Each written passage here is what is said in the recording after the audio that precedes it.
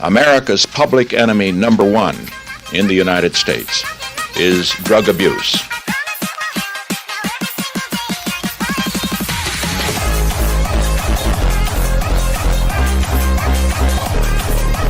In order to fight and defeat this enemy, it is necessary to wage a new all-out offensive. They're killing our children. Who's responsible? Let me tell you straight out. Everyone who uses drugs, everyone who sells drugs, and everyone who looks the other way.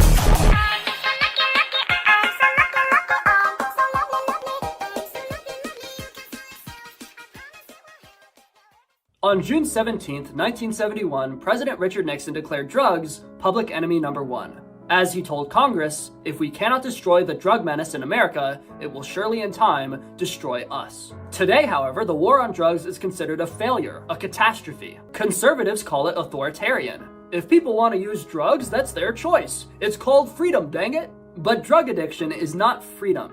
It's slavery. Do you think the homeless guy lying on the floor of a dark crack house who can't stop using cocaine, who will never be able to find a job or provide for his family, is free? Is that what freedom looks like? No, he's a slave to the flesh, a slave to sin, a slave to addiction. But Arthur, as long as they're not hurting anyone, it's none of your business. People have a right to ruin their own lives. Except they're not just ruining their own lives. No man is an island. We all have family and friends and a community and a nation. You're not just hurting yourself, you're hurting your parents who have to watch you destroy yourself, who won't have anyone to take care of them when they're old. You're hurting everyone who loves you. You're hurting your entire country by turning yourself into a useless druggie instead of a productive member of society. You could be helping your community. You could be volunteering at church. You could be encouraging people. But no, you're lying on the floor of a crack house. Please don't do this. You don't have to do this. Pitch over water. Face the wall.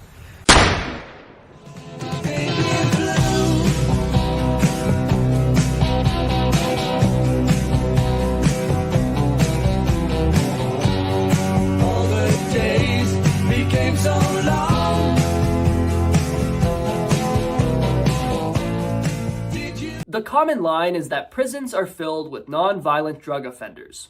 But that is extremely misleading. Nobody goes to jail just for having a blunt. The people who get arrested on drug charges are almost always dealers. Not users, dealers, people who profit off the destruction of lives and communities and families. Whenever I say that drugs should remain illegal, every time, without fail, someone always tells me about the black market.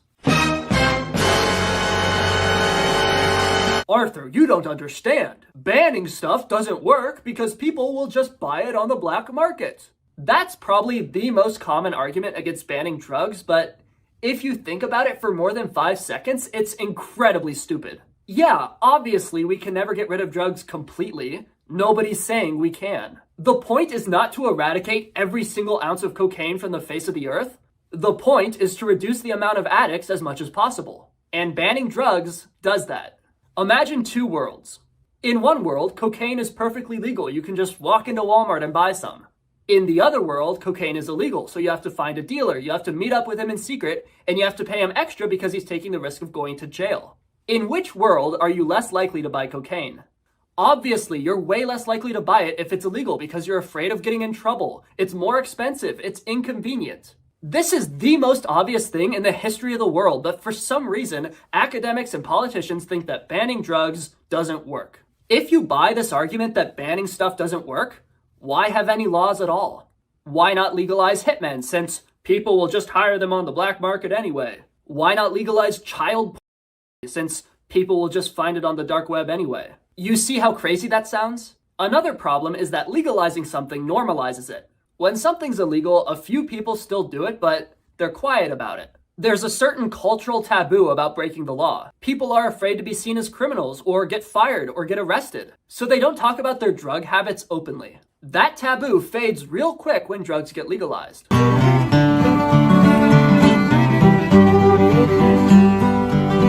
Now when I die, don't you beg me home. Pick up my bones and help me home. Place mama's stone and hand in me.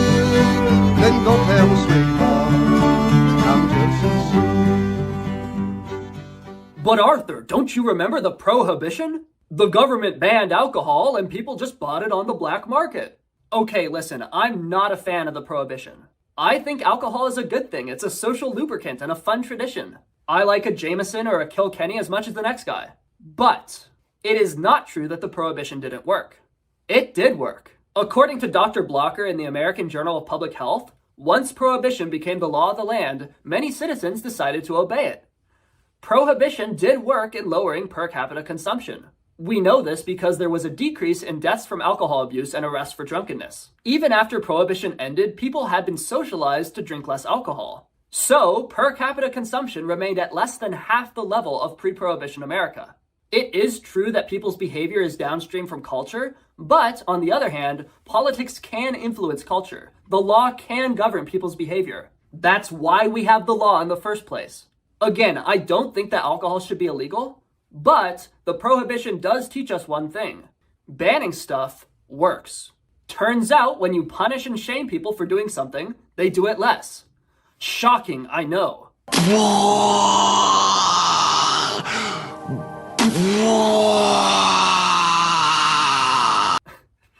Going back to drugs, maybe the only reason that drugs are still so common is because our war on drugs hasn't been harsh enough. In Singapore, drug dealers are often executed. And sure enough, Singapore has one of the lowest levels of drug abuse in the world. In the UK, 1.8% of people use ecstasy. In Singapore, it's only 0.003%. In the UK, 0.9% of people use opiates. In Singapore, it's only 0.005%. We can do things. We can stop drugs from destroying our communities. We don't have to just sit back and let it happen.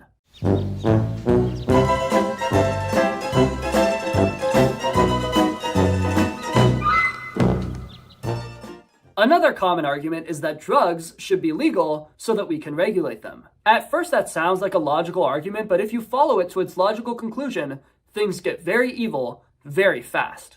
Take child sex trafficking, for example. We all agree that child trafficking is a terrible thing, but if you ban it, people will just buy children on the black market. It's better to legalize the child slave trade so we can regulate it. We'll say, fine, you're allowed to have child slaves, but you're not allowed to beat them. Well, no, because then there will just be a black market for child slaves you can beat.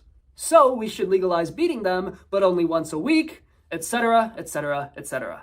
Obviously, these conclusions are so insane and horrific that only an intellectual could accept them. The argument here is fundamentally flawed. Let's imagine that you legalize cocaine so that you can regulate it and prevent fentanyl from getting in. That might actually cause an increase in fentanyl deaths. Because when you legalize a drug, the black market for that drug doesn't go away. It actually gets bigger. How can this be? If it's legal, why would anyone buy it on the black market? Because it's cheaper. Remember, we legalized these things so that we could regulate them. But those regulations made them more expensive to produce and less profitable. Take fentanyl, for instance. There's a reason that cartels use fentanyl. It's cheap and potent. There's a reason drugs have gotten stronger and stronger every year. More condensed drugs are easier to ship. Those incentives don't go away just because you legalize drugs. With cocaine legalized, it will be easier to access, so more people will casually try it and get hooked. When all those new addicts run low on money and need something cheaper and more potent, they turn to the black market and they buy the cartel coke with a side of fentanyl. We're right back where we started. The black market has even more customers than before. Hey, come on, baby! Come on! Yes! Come on!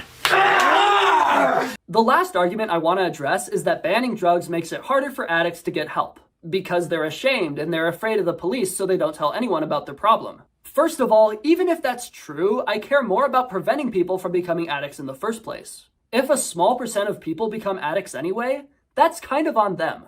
They actively sought out drugs on the black market. If you're doing that, you already have some pretty bad problems. But also, the fact that addicts will be ashamed and afraid could actually make them more likely to get help. They might think, oh my gosh, I'm breaking the law, I'm doing this horrible taboo thing, I need to get help. Banning drugs makes them more taboo and more risky and more inconvenient. All those things make you more desperate to escape. But in a world where drugs are legal, where there's less taboo around them and you can just pick them up at Walmart, you might not realize just how bad your situation is, because it's covered by a veneer of normality. Thank you to all my current patrons: Benjamin, SEAL Team, Wesley, Squeaker, Dan, Liam, Honorary A, Bennett, Wise Mythical Stone, Contranock, and TDW. It's been so great getting to know all of you. I've really enjoyed all our esoteric conversations and arguments. Thank you all so much. It's been such a pleasure. Everybody, click and watch this video right now, and I'll see you there. God bless America.